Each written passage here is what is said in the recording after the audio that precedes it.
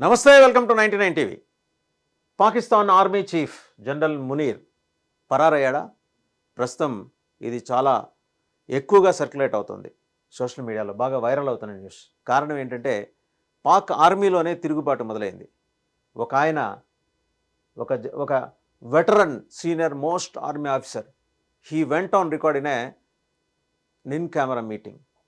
వాళ్ళు అంతర్గతంగా జరుపుకున్న సమావేశంలో ఈయన వైఖరిని తోలనాడుతూ తప్పుబడుతూ, మీరు తీసుకున్న దుందుడుకు చర్య కారణంగా మనం సూప్లో పడిపోయాం అంతర్జాతీయ సమాజంలో, ఇవాళ మనకంటూ ఎవరు ప్రత్యేకించి సపోర్ట్ వచ్చే పరిస్థితి లేదు అని చెప్పేసి తూర్పారబట్టారు.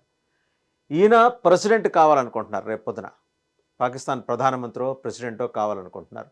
లైక్ ఆల్ అదర్ జనరల్స్, ఇంతకుముందు యాహియా ఖాన్ నుంచి ఇంకా చాలామంది వరకు, పర్వేజ్ ముషారఫ్ వరకు, మధ్యలో జనరల్ జియావుల్ హక్, వీళ్ళందరూ కూడా ఉన్నారు. ఈ జనరల్ అనే ఒక ట్యాగ్ వచ్చిన తర్వాత నెక్స్ట్ ప్రీమియర్ అయిపోవాలా అనే టార్గెట్.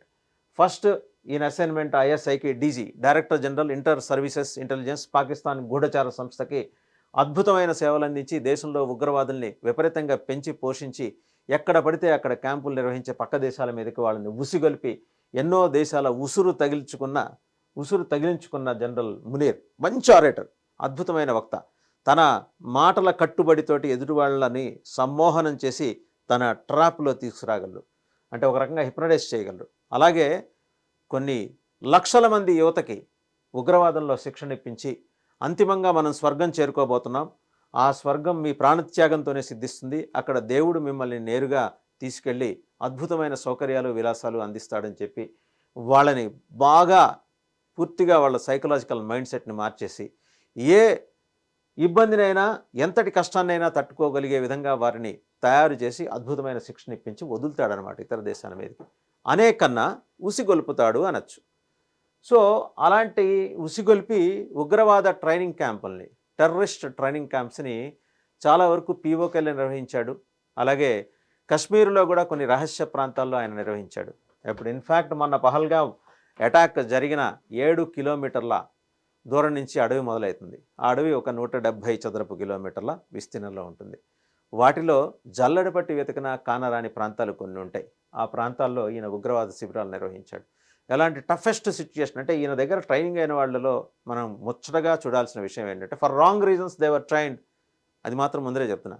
తప్పుడు కారణాల కోసం వాళ్ళు ట్రైన్ అయ్యారు, శిక్షణ పొందారు. కానీ వాళ్ళని ఎలా కఠినంగా వాళ్ళకి ట్రైనింగ్ శిక్షణ ఉంటుందంటే, ఒక వారం 10 రోజులు పచ్చి మంచినీళ్ళు, గుక్కెడు మంచినీళ్ళు దొరక్కపోయినా సరే తట్టుకొని నిలబడగలేగా వాళ్ళని తయారు చేస్తాడనమాట. దానికి కావాల్సిన డ్రగ్స్ ఏదైనా ఉంటే ఆ డ్రగ్స్ తీసుకుని దాని మీద ఉంటారు. ఆ డ్రగ్స్ తీసుకున్నప్పుడు ఉండే ఉన్మాదం ఎలాంటిదో మొన్న పహల్గాంలో చూసాం. ఎంత తెగబడితే తప్పించి వాళ్ళు టార్గెట్ చేసుకున్న పురుషుల్ని నువ్వు హిందువా ముస్లిమా అని అడిగి, మరి హిందువా ఒకవేళ ముస్లిం అని చెబితే ఏమైనా అనుమానం వచ్చి ప్యాంటు జిప్పు లాగి ఎక్కడ చూడకూడదో అక్కడ చూసి ఆ ఆపరేషన్ అయిందో లేదో చెప్పి చూసి తర్వాత మరి కాల్చి చంపేంతటి ట్రైనింగ్ ఇచ్చాడనమాట. అంత కరుడుగట్టిన ఉగ్రవాద శిక్షణ. అలాంటి శిక్షణ ఇచ్చిన మునీర్కి ఇవాళ కష్టం వచ్చింది. ఎంత కష్టం పాపం. ఆయన ఏదో రేపొద్దున పాకిస్తాన్ ప్రధానమంత్రి అయిపోదాం అనుకుంటున్నాడు. ఆయన దింపేసి సైనిక తిరుగుబాట్లు మావులే, కానీ సైన్యంలో తిరుగుబాటు ఇవాళ ఆయన ఎదుర్కొంటున్నాడు. పాకిస్తాన్ సైన్యంలో ఆయన క్రెడిబిలిటీని, ఆయన ఇంటిగ్రిటీని క్వశ్చన్ చేసే సీనియర్ మోస్ట్ ఆఫీసర్స్ ఎదురయ్యారు. వాళ్ళేమంటారంటే, అసలు నువ్వు చేసిందే తప్పు, మతం పేరుతోటి సివిలియన్స్ని చంపడం ఉంది చూసావా, అది ఆ దేశంలోని ఒక మతాన్ని చెందిన వాళ్ళందరినీ కన్సాలిడేట్ చేసి రేపొద్దున మన వాళ్ళు ఎవరన్నా అక్కడ ఉంటే వాళ్ళ మీద దాడులు జరిగేదాకా తీసుకొచ్చావు. నువ్వు చేసిన ఈ దుందుడుకు చర్య వల్ల నీకు తక్షణ ప్రయోజనం ఏదో దొరుకుతుందని నువ్వు పాకిస్తాన్ ప్రీమియర్ అయిపోదామని అనుకుంటున్నావేమో. ఆర్మీ జనరల్స్ ప్రీమియర్స్ కావడం అక్కడ మనం చూసిన విషయం. ఇందాక అన్నట్టు యాహియా ఖాన్, జియావుల్ హక్, పర్వేజ్ ముషారఫ్, చాలామంది ఉన్నారు, యాకూబ్, వీళ్ళందరూ ఉన్నట్టే ఈయన కూడా అయిపోదామని అనుకుంటున్నాడు. దాన్ని క్వశ్చన్ చేశారు. అండ్ రెండో అంశం వాళ్ళు లేవనెత్తింది ఏంటంటే, నువ్వు చేసిన ఎదవ పని వల్ల, ఇదే మాట వాళ్ళంది, ఇది మూర్ఖమైన పని వల్ల ఈ దేశంలో ఒక్కసారిగా ఇన్ఫ్లేషన్ రేటు అమాంతం పెరిగిపోయింది. పాలు, నీళ్లు, బ్రెడ్ కూడా 200, 300, 500 పెట్టి కొనుక్కునే పరిస్థితి, వాళ్ళ కరెన్సీలో, వాళ్ళ రూపాయల్లో, పాకిస్తాన్ రూపాయలు కొనుక్కునే పరిస్థితి దాపురించింది. ఆర్థికంగా ఆల్రెడీ దివాలా తీసాం. చైనా వాడు బెచ్చం వేస్తే అందులో ఎంగిలి మెతుకులు పెడితే ఆ ఎంగిలి మెతుకులు అందరం కలుసుకొని తినే పరిస్థితి తీసుకొచ్చావు నువ్వు. ఇప్పటికే చైనాకి వైటల్ ఇన్స్టాలేషన్స్ ఉన్నాయి పాకిస్తాన్లో. రేపొద్దున భారత్ కనుక దాడికి దిగితే ఆ వైటల్ ఇన్స్టాలేషన్స్ టార్గెట్గా దాడి జరిగితే చైనా ఊరుకుంటుందా? చైనా మన భుజం మించి తుపాకీ పేలుస్తుంది. అటు భారత్ నష్టపోతుందో లేదో తెలియదు కానీ మన భుజాలకి గాయాలవుతాయి. జనరల్ మునీర్ నువ్వు చేస్తోంది తప్పు అని ఈయన చెప్పాడు. ఇక్కడితో ఆగల ఆయన కష్టం. ఒక చిన్న బ్రేక్ తీసుకుంటే అక్కడి నుంచి ఈయన కష్టం ఎక్కడి దాకా వచ్చింది? ఇరాన్ ప్రీమియర్ ఫోన్ చేశాడు ఈయనకి, ఒళ్ళు దగ్గర పెట్టుకో, తాట తీస్తా ఇండియా జోలికి వస్తే. ఎందుకంటే భారత్కి ఇరాన్కి మధ్య చాలా అద్భుతమైన సంబంధాలు ఉన్నాయి. ట్రేడ్ రిలేషన్స్ కావచ్చు, పొలిటికల్గా కావచ్చు, పరస్పరం సహకరించుకోవడంలో కావచ్చు. ఇప్పటి నుంచి కాదు, ఎప్పటి నుంచో ఉన్నాయి. ఇరాన్ ఒకప్పుడు పార్సీలు ఎక్కువగా ఉన్న దేశం, ఇవాళ ఇస్లమైజ్ అయింది కానీ but still we have very good contacts with Iran. దీనికి తోడు సౌదీ అరేబియా కింగ్ ఈయనకు ఫోన్ చేసి చెడామడా వాయించేశాడు. ఏం తమాషాగా ఉందా అని. మరోపక్క తాలిబాన్ ప్రభుత్వం, ఆఫ్ఘనిస్తాన్లో ఉన్న తాలిబాన్ ప్రభుత్వం అంతర్జాతీయ సమాజంలో ఒక గౌరవం కోసమైనా సరే మేము భారత్కి మద్దతుగా బాసటగా నిలుస్తామని వాళ్ళు ప్రకటన చేశారు. ముప్పేట దాడి జరుగుతోంది మునీర్, అది బయట నుంచి, ఇంకా లోపల నుంచి, పాక్ ఆర్మీ లోపల నుంచి నీ కింది స్థాయి అధికారులు నీ మీద గన్స్ ఎక్కుపెట్టారు. నువ్వు దేశం విడిచిపెట్టి పారిపోయావా, లేకపోతే అక్కడే ఉండి బీరాలు పలుకుతున్నావా, బింకంగా చూస్తున్నావా అని అంతర్జాతీయ సమాజం నిన్ను ప్రశ్నిస్తోంది. మునీర్ మీరు ఏదో మాట్లాడారు కదా, ఆ వీడియో ఒకసారి చూద్దాం. మీ బ్రీడ్ వేరు, మీ బ్లడ్ వేరు, అలాగే you are different to that of Hindus, మీ రిలీజియన్ వేరు, మీ సంస్కృతి వేరు. ఆ వీడియో చూద్దాం ఒకసారి. Government stance on Kashmir is absolutely clear. It was our jugular vein. It is our jugular vein. We will not forget it. And we will not leave our Kashmiri brethren in their heroic struggle, what they are waging against the Indian occupation. And we have fought 3 wars for Kashmir. To the Muslims, that we are different from the Hindus in every possible aspect of life. Our religion is different. Our customs are different. Our traditions are different.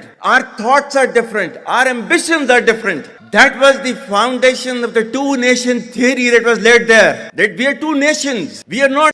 So video చూశారు కదా, వీరి breed వేరట, వీరి blood వేరట, అలాగే వీరి వ్యవహారం వేరట, వీరి ఆచారం వేరట, వీరి సంప్రదాయం వేరట, వీరి టెర్రరిజం కూడా వేరే అంటున్నాను నేను. ప్రపంచంలో 197 దేశాలు ఉంటే మిమ్మల్ని ఒక్కళ్ళనే ఉగ్రవాదులు పరిపాలిస్తున్న దేశం అని అంటారు. మీది ఒక క్యాంప్, దేశం కూడా కాదు. You are a failed state. Terrorist క్యాంపుల్ని నిర్వహించే ఒక వ్యాపార సంస్థ మీది. ఒక రకంగా ఏంటంటే ఒక గ్యాంగ్, గూండాల గ్యాంగ్ అని అంతర్జాతీయ సమాజం వేలెత్తి చూపిస్తోంది మునీర్ మిమ్మల్ని. మీరేమో మీ బిడ్డలు ఇంగ్లాండ్లో చదువుకోవాలా, మీకు ఇంగ్లాండ్లో ఇళ్ళు వాకిళ్ళు ఉండాలా, లేకపోతే యుఎస్లో ఉండాలి. పేద పాకిస్తానీ ప్రజలు మాత్రం లీటర్ నీళ్ళు 140 రూపాయలకు కొనుక్కోవాలా, లీటర్ పాలు 250 రూపాయలకు కొనుక్కోవాలా. అలాగే ఇంకా 8 స్లైస్లు ఉన్న బ్రెడ్ 500 రూపాయలకు కొనుక్కోవాలా. ఏం దౌర్భాగ్యం! ధనిక పేద తారతమ్యం. పొద్దున లేస్తే ఇస్లాంలో ఉన్న ధర్మాలన్నీ జనాలకు బోధించి నువ్వు చేస్తోంది ఏంటి? వాళ్ళని రెచ్చగొట్టి ఉగ్రవాదం వైపు మరల్చి నువ్వు చేస్తోంది దేవుడి పట్ల అపచారం కాదా, తప్పు కాదా, అపరాధం కాదా? దీనికి సమాధానం అడుగుతోంది మీ పాకిస్తాన్ ఆర్మీయే అడుగుతోంది, ఎవరో కాదు. సివిలియన్స్ మీద పోరాటం అనేది కరెక్ట్ కాదు, వాళ్ళని చంపడం అనేది కరెక్ట్ కాదు. నువ్వు పంపించిన 7-8 మంది పాకిస్తాన్ ఆర్మీకి చెందిన వాళ్లే, అది స్పష్టం. And they were given weapons from Afghan rebels. ఆఫ్ఘన్లో తిరుగుబాటు చేస్తున్న వాళ్ళకి నువ్వు సపోర్ట్ చేస్తున్నావు కదా, వాళ్ళు అందించిన వెపన్సే M4 తీసుకొచ్చి వాడారట. ఇక్కడే అర్థమవుతుంది. బెలూచిస్తాన్లో నీ మీద తిరుగుబాటు జరుగుతుంటే వాళ్ళకి వ్యతిరేకంగా నువ్వు ఒక వర్గాన్ని తయారు చేసి వాళ్ళ ద్వారా వెపన్స్ సంపాదించి ఆ వెపన్స్ నువ్వు ట్రైనింగ్ ఇచ్చిన, నీ ఆధ్వర్యంలో ISI ట్రైనింగ్ ఇచ్చిన ఉగ్రవాద యువతకి ఇచ్చి పంపించి భారత్లో అల్లకల్లోలను సృష్టించిన మునీర్ ఈరోజు అంతర్జాతీయ సమాజం నిన్ను ఊరుకోవట్లా, చెడుగుడు ఆడుతోంది, దునుమాడుతోంది, ఆటాడుకుంటోంది, పేకాట ఆడుతోంది ఒక రకంగా. ఇరాన్ ప్రీమియర్ ఫోన్ చేస్తే మీకు తడిసిపోయాయంట కదా అంతర్జాతీయ సమాజంలో, అంతర్జాతీయ మీడియాలో ఈ వార్తలు వచ్చాయి. ఇంతకీ మీరు పాకిస్తాన్లోనే ఉన్నారా, లేకపోతే ఇంగ్లాండో యుఎస్ఓ పారిపోయారా? ఎక్కడ దాక్కున్నారు? మీ మీద తిరుగుబాటు చేసిన ఆ సీనియర్ మోస్ట్ వెటరన్ ఆఫీసర్ ఉన్నారు కదా, ఆయన అడిగిన ప్రశ్నలకు సమాధానాలు ఏంటి? ఆయన కూడా ఏం తక్కువ తినలా. రాజా లెఫ్టినెంట్ జనరల్ రాజా, బిలాల్ రాజా అనేదో ఆయన పేరు. ఈయన అడిగాడు, ఇండియన్ ఇల్లీగల్లీ ఆక్యుపైడ్ కాశ్మీర్ అనే మాట వాడాడు ఆయన. ఆయనేం తక్కువ తినలా. ఎండ్ ఆఫ్ ద డే మీరందరూ ఒకటే, ఒకే తానులో మొక్కలు, ఒకే రకంగా ఆలోచిస్తారు. ఆయనకు పదవి లేదు కాబట్టి ఏదో ఆ భారతదేశంలో ఉన్న సివిలియన్స్ మీద ప్రేమ పుట్టుకొచ్చి నీతో వాగ్యుద్ధానికి దిగాడు. కానీ నువ్వే ఆయనకి ఏదన్నా తాయిలం ఇలా విసిరేస్తే ఆయన కూడా నీ మాటే మాట్లాడేవాడు, నీ గొంతే వినిపించేవాడు, నీ స్వరమే పలికేవాడు. ఆయన ఏమంటాడు? ఇండియన్స్ ఇల్లీగల్గా ఆక్యుపై చేసుకున్న కాశ్మీర్లో జరుగుతున్న దురాఘాతాల మీద నువ్వెందుకు మాట్లాడవని.